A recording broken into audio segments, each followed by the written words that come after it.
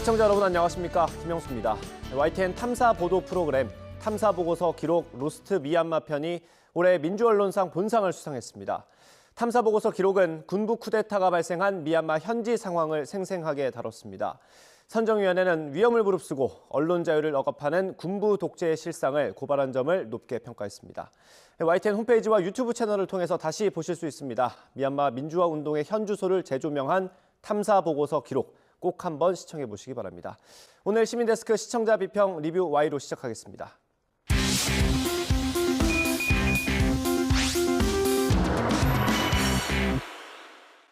네, 세 분 어서 오십시오. 안녕하십니까?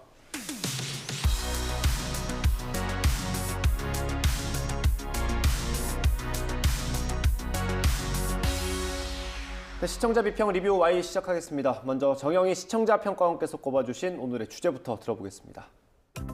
최근 몇 달 동안만 해도 작업 현장에서 생명을 잃은 노동자가 적지 않습니다.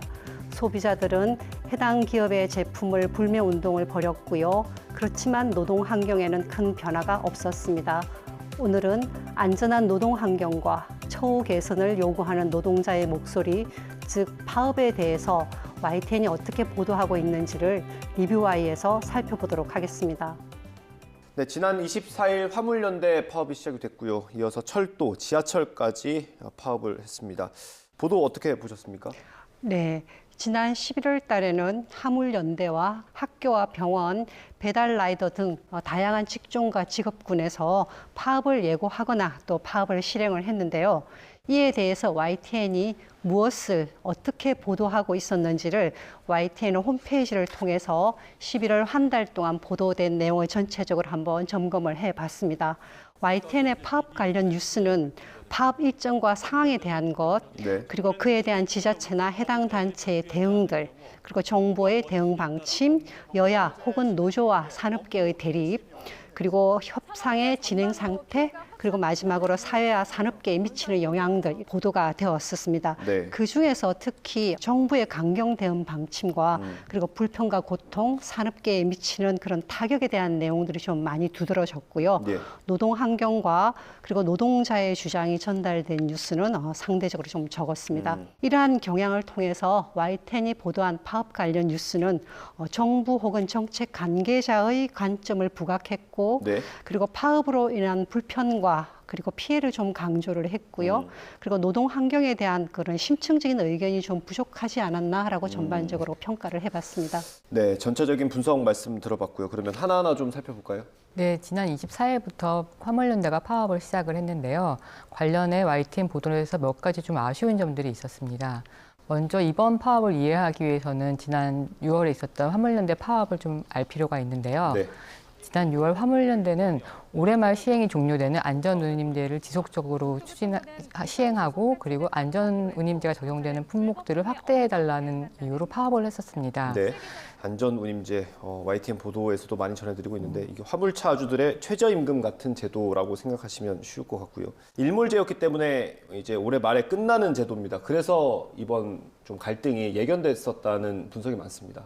6월 달에는 이제 이것들에 대해서 논의를 하자라고 얘기를 했었는데 다른 언론사 보도를 좀 살펴보니까 실제 회의가 열린 거는 9월 한 달 있었고 그리고 파업에 임박해서 11월 한 차례 회의가 있었다고 합니다. 그리고 9월 회의에서도 이제 국토부 같은 경우에는 그 운임제를 지속하는 것과 그리고 확대하는 것에 대해 되게 부정적인 입장을 내비쳤다고 합니다. 네.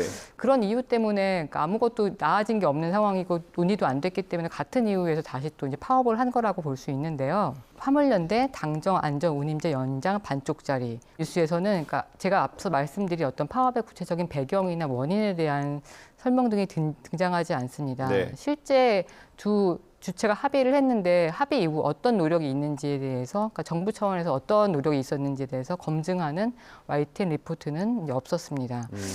물론 기사에서 이제 화물연대 입장을 통해서 관련 사실을 전하긴 했는데 대체적인 톤이 정부가 이렇게 주장을 하는데 반박할 내용이 뭡니까? 라고 이제 묻거나 네. 뭐 하고 싶은 얘기를 하십시오라는 약간 어떻게 보면 화물연대 입장을 일방적인 주장처럼 다루고 이것들이 사실인지 아닌지에 대해서 검증하는 절차가 거의 없었습니다. 네, 맞습니다. 덧붙이자고 하면 파업의 원인을 진단하는 기사도 굉장히 적었는데요.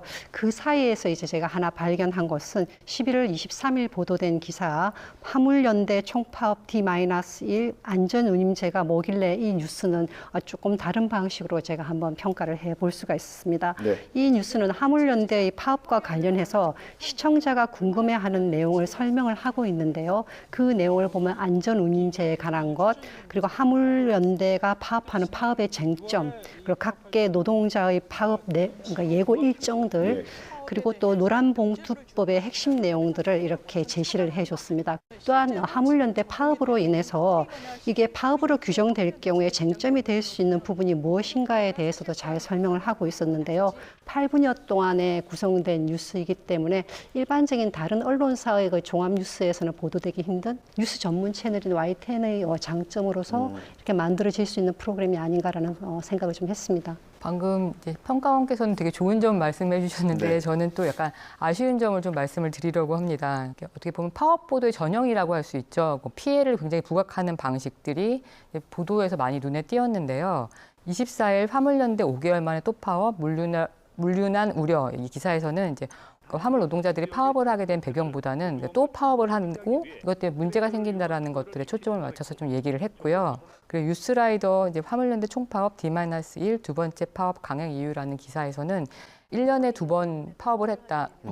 6월 달에 파업하고 또 한다. 부담이 되지 않냐. 예. 그리고 내지는 국민의 삶도 힘든데 또 부담이 없냐라는 식으로 이제 굉장히 화물 노동자들을 압박하는 질문을 이어가게 됩니다. 사실은 내용의 측면에서 보면은 또 다른 평가가 나올 수가 있습니다. 파업으로 인해서 불편이 발생하는 것, 고통이 야기되고 또 산업계가 타격을 받았다. 이런 주장이 많이 등장을 했는데요. 네. 심각한 피해, 경제 고통 가중, 차질 예상, 또 총파업 이런 헤드라인이 표시되거나 아니면 누군가의 발언을 따온 것처럼 이렇게 된 기사들이 좀 많았습니다. 네. 뉴스 자체를 가지고 문제 삼을 수는 없지만 네.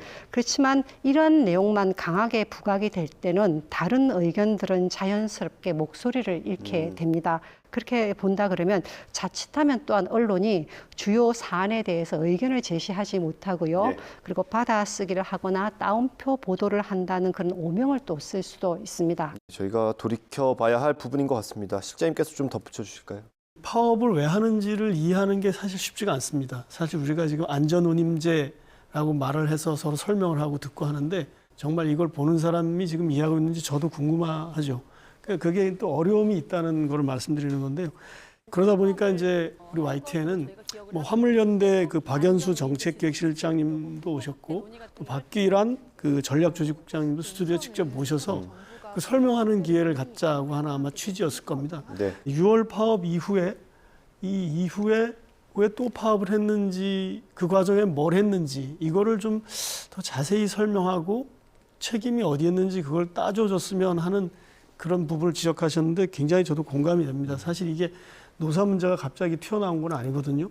이 연원이 있고 이유가 있고 이해관계가 대립되고 충돌하는 거는 늘 있는 건데 그러면 이해관계가 대립되고 충돌하는 것을 조정해야 되는 사람은 어디서 뭘 했는지 그동안 그리고 언론도 마찬가지죠. 이걸 왜 정확히 파헤쳐서 얘기를 하지 않았는지 그런 지적을 하는 건 굉장히 공감이 되는 부분입니다.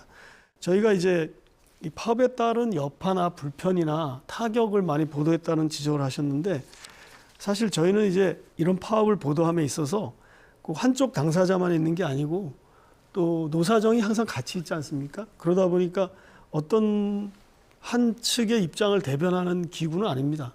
저희는 그거를 일반인의 시각이라기보다도 시청자의 시각에서 이거를 바라보고 보도하는 관점을 지키려고 했던 것 같습니다. 그런 점은 좀 이해해 주셨으면 고맙겠습니다.